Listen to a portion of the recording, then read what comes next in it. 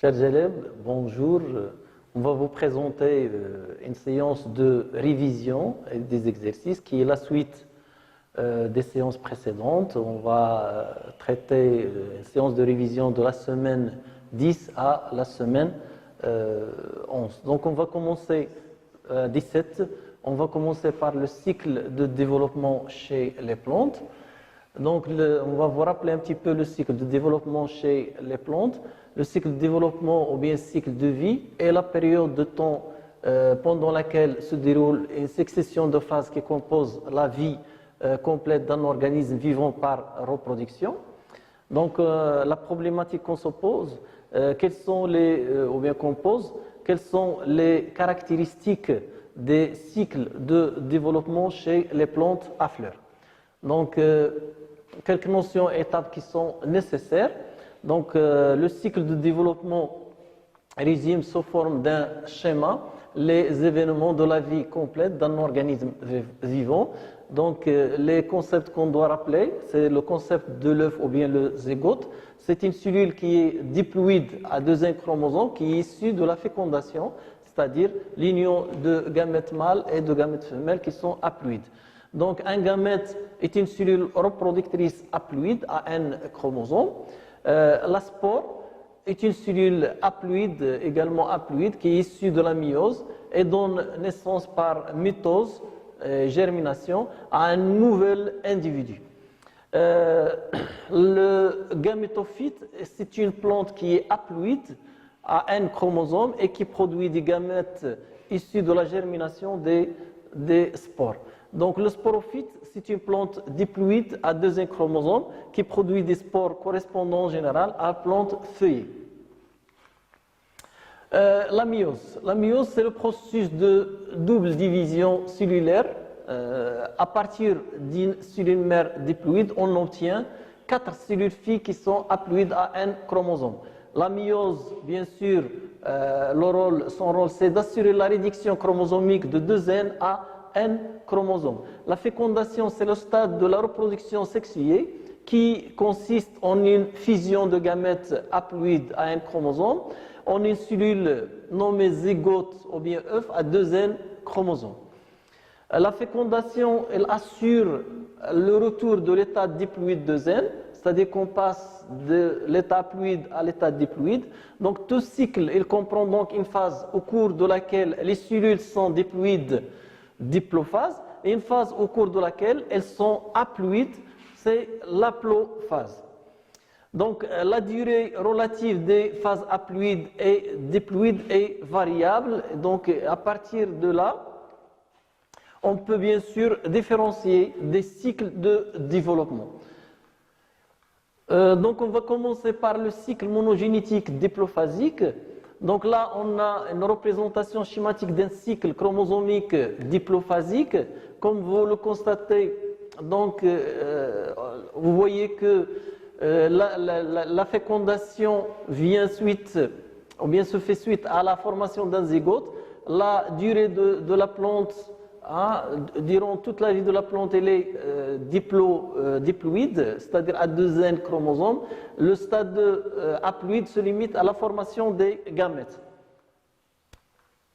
Donc le cycle monogénétique haplophasique, on voit que toute la vie de la plante, elle est haploïde. Le stade diploïde, elle se limite à la formation des zygotes. On voit que la myose, elle suit la formation des zygotes. Juste après la formation des zygotes, on va voir la formation ou bien la myose qui va donner des spores haploïdes.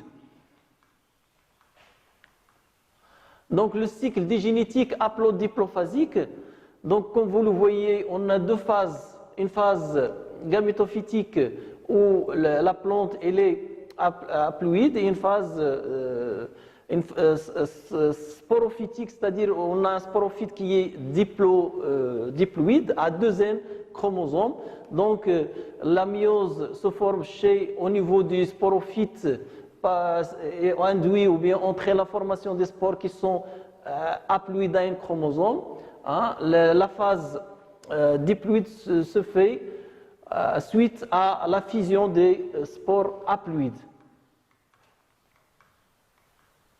Donc en conclusion, donc on va résumer les trois types de cycles. Donc on a un cycle qui est haplophasique, cycle chromosomique haplophasique, puis un cycle diplophasique et un cycle qui est haplo- et diplophasique.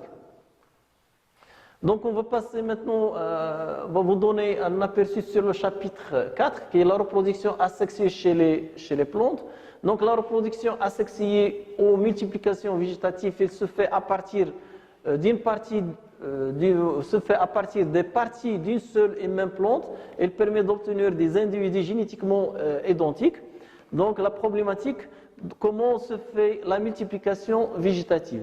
Donc on va vous présenter les différents modes de multiplication végétative naturelle. Donc il peut se faire par la racine, hein, donc la racine qui se transforme en bulbe, ou bien il peut se faire par des tubercules, comme on le voit ici, ou bien il peut se faire par, donc les tubercules peuvent être une tige ou bien une racine souterraine, ou bien il peut se faire carrément par la tige qui soit souterraine ou bien aérienne. C'est les souterraines, on parle de rhizome, comme vous le voyez ici, ou bien aérienne, on parle de stolon.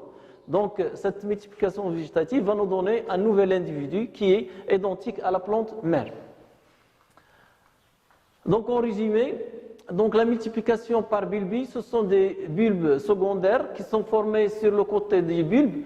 Elle est capable de s'en détacher puis de s'enraciner pour se développer en une nouvelle plante, l'exemple de l'ail, l'oignon et le safran. Donc la multiplication par les tubercules, donc ce sont des organes de réserve qui sont généralement souterrains, qui assurent la survie des plantes pendant la saison d'hiver ou en période de sécheresse. Pour la pomme de terre par exemple, les tiges souterraines sont renflées et sont bourrées de réserves qui permettent d'obtenir une nouvelle plante par développement des bourgeons. Donc la multiplication par rhizome, donc ce sont des tiges qui sont souterraines avec réserve pouvant s'enraciner et donner une nouvelle plante, l'exemple des gingembre, le riz, l'asperge et certains fougères. Donc la multiplication enfin par les stolons. Les stolons, ce sont des tiges qui sont aériennes rampantes de place en place, sous forme des bourgeons et des racines qui sont le point de départ de nouveaux pieds, c'est le cas du fraisier. Donc là, les modes de multiplication végétative artificielle, elle peut se faire soit par des fragments de tiges racinofeuilles ou bien par un tissu de cellules méristymatiques. Donc dans le premier cas, on a les techniques de greffage ou bien de bouturage ou bien de marcottage, comme vous le voyez là, la technique de greffage, la technique de bouturage et puis la technique de marcottage. Pour la deuxième technique, tissu, par l'utilisation des tissus de cellules méristymatiques, qui sert à la culture in vitro. Donc tout ça, il a été détaillé dans le cours. Donc en résumé, le greffage, il consiste à implanter un bourgeon ou un rameau d'une espèce nommée greffon sur le tronc d'une autre espèce qu'on appelle greffon. Le bouturage, c'est quoi le bouturage? C'est consiste à enterrer partiellement ou intégralement dans le sol un fragment d'organe végétal qu'on appelle la bouture. Ce fragment de végétal est souvent un morceau de tige portant des bourgeons et peut être aussi un fragment de feuille ou de racine. Le marcottage consiste à forcer la mise en contact d'une partie aérienne d'une plante avec un substrat qui est humide jusqu'à l'apparition de racines. On peut alors sevrer la marcotte, c'est-à-dire séparer la partie aérienne avec ces nouvelles racines de la plante mère. Donc la culture in vitro, elle consiste à prélever l'explant, on le coupe et on le met en culture stérile dans un milieu nutritif permettant son développement en nouvelles plantes qui se sera enracinée. On pratique une fragmentation, repiquage et remise sur d'autres milieux. On obtient un très grand nombre de plantules. Les avantages de la reproduction asexuée. Donc c'est un moyen efficace pour coloniser rapidement un milieu favorable. Donc la multiplication végétative assure donc la stabilité des caractères héréditaires dans la descendance. Elle permet d'augmenter la production des végétaux choisis par leur qualité, sauver certaines espèces en voie de disparition. Les inconvénients en cas de maladie par exemple, tous les individus disparaissent parce qu'ils ont le même patrimoine génétique. La trop forte propagation de certaines variétés au détriment d'autres peut aussi réduire la biodiversité. Donc maintenant, on va passer au chapitre 5 qui concerne la modification génétique des plantes, les OGM. Donc on va rappeler les OGM. Donc les plantes génétiquement modifiées sont des plantes dont le programme génétique a été modifié à la suite de l'introduction d'un gène étranger dans leur matériel génétique, ce qui permet à ces plantes d'acquérir un caractère nouveau, c'est ce qu'on appelle la transgénèse. Donc la question qu'on va se poser, comment se fait donc la modification génétique des plantes? Donc on a les étapes qu'on doit suivre pour réaliser cette transformation, modification génétique. Donc la première étape, c'est l'identification et l'isolement d'un gène d'intérêt, hein, et puis l'intégration de ce gène dans un vecteur. Et par la suite, on va transférer le gène d'intérêt dans la cellule végétative. Donc on a deux cas de figure, soit à l'aide d'un canon à particules, c'est-à-dire que le transfert va se faire physiquement à l'aide d'un canon de particules, ou bien à l'aide d'une bactérie, ou bien d'un virus. Donc après, on va procéder à la sélection des cellules transformées, et on va voir des plantes qui sont génétiquement modifiées. Donc le schéma résume les étapes de la transgénèse par l'utilisation d'un vecteur biologique. Donc on va commencer par la première étape, c'est bien sûr l'isolement, l'identification et l'isolement d'un gène d'intérêt, l'extraction de gènes par l'utilisation des enzymes de restriction. Et après, on va choisir un vecteur. Donc là, vous voyez une bactérie, on va s'en servir de son plasmide. Donc on va, si vous voulez, procéder à l'ouverture de ce plasmide. Après, on va intégrer le gène d'intérêt, dont le plasmide qui va jouer le rôle de transporteur. Intégration du plasmide hybride, si vous voulez, dans la bactérie. Après, on va mettre en contact la bactérie qui contient le gène d'intérêt dans son plasmide avec la cellule dont on souhaite bien sûr modifier son patrimoine génétique ou bien l'acquisition d'un caractère héréditaire.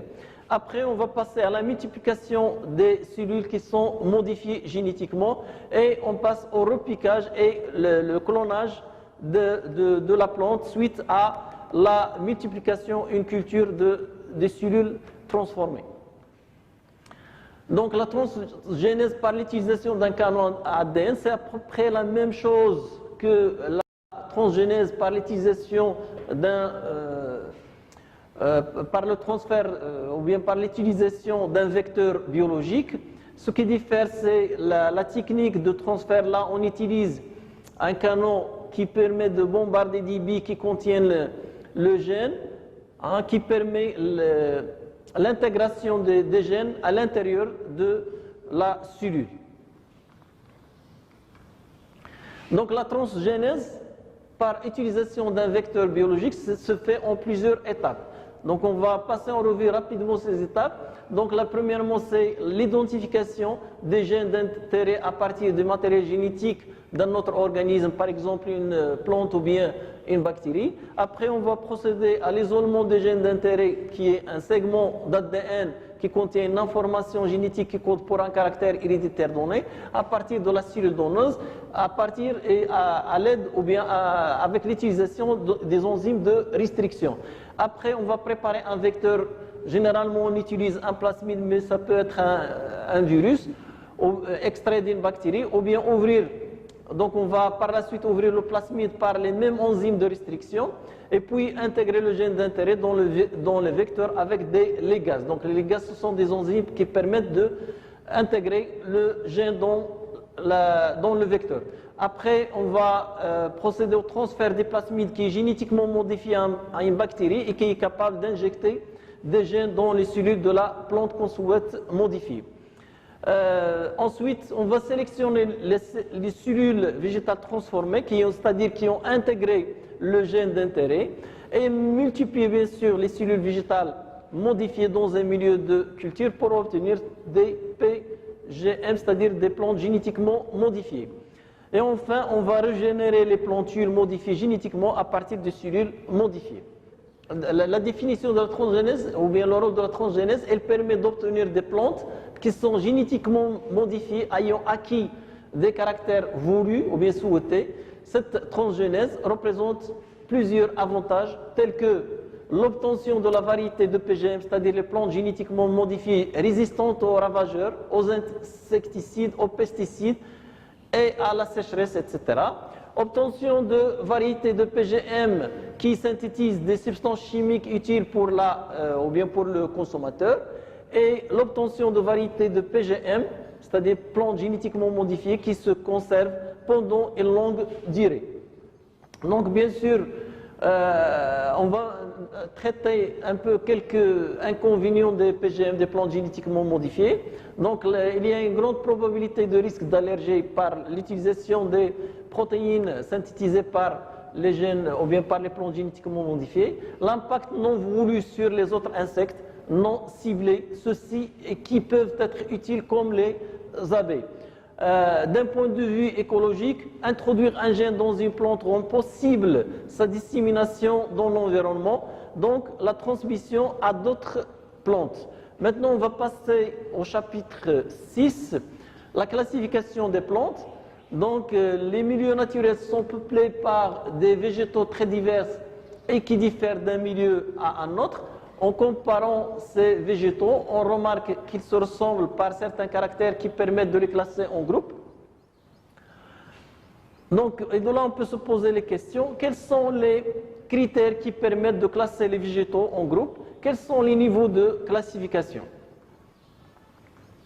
Donc, la classification générale des végétaux, l'ensemble des plantes constitue le règne végétal. Les autres niveaux de classification sont par ordre hiérarchique, l'embranchement, la classe, l'ordre, la famille, le genre et l'espèce. Donc on voit ici dans le schéma que le règne est formé par des embranchements A et B. Donc l'embranchement A elle est subdivisé en plusieurs classes, classe A, B, etc. Chaque classe elle est formée par des ordres. Elle est composée ou bien subdivisée en ordre. Comme ici, on a l'ordre A, B, etc. Chaque ordre elle est formé par des familles. Chaque famille se compose de plusieurs genres et chaque genre elle est formé par des espèces. Donc les critères utilisés pour classer les végétaux. Donc la systématique végétale est la partie de la botanique qui a pour objet le regroupement des plantes en catégories selon les caractères qu'ils ont en commun, en prenant en compte les caractères morphologiques, cytologiques, biochimiques, etc. Donc la classification des plantes. Donc on a ici une clé dichotomique de la classification des plantes. Donc on a ici les plantes. Donc on utilise des critères pour les classer en groupe. Donc on a des plantes soit qui fleurissent et produisent des graines, ou bien des plantes qui ne fleurissent jamais et ne produisent jamais de graines.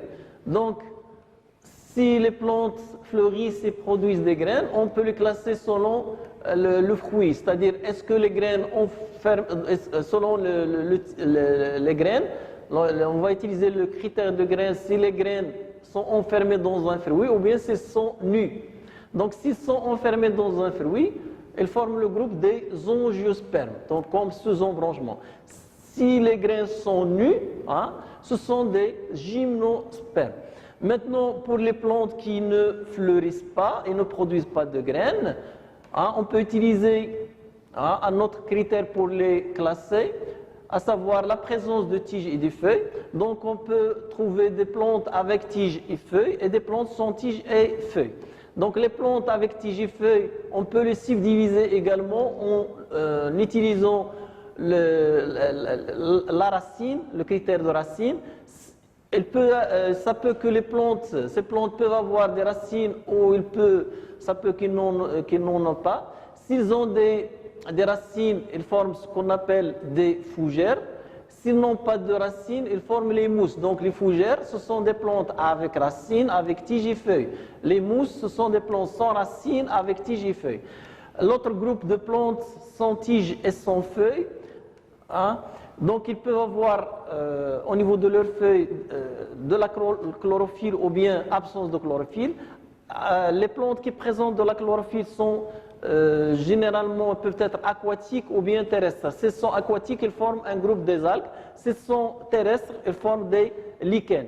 Pour les plantes sans tiges, sans feuilles et sans chlorophylle, elles forment la classe des champignons.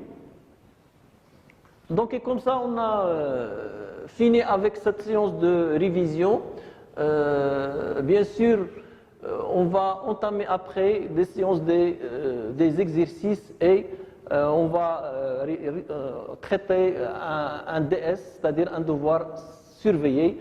Et à la prochaine, Inch'Allah.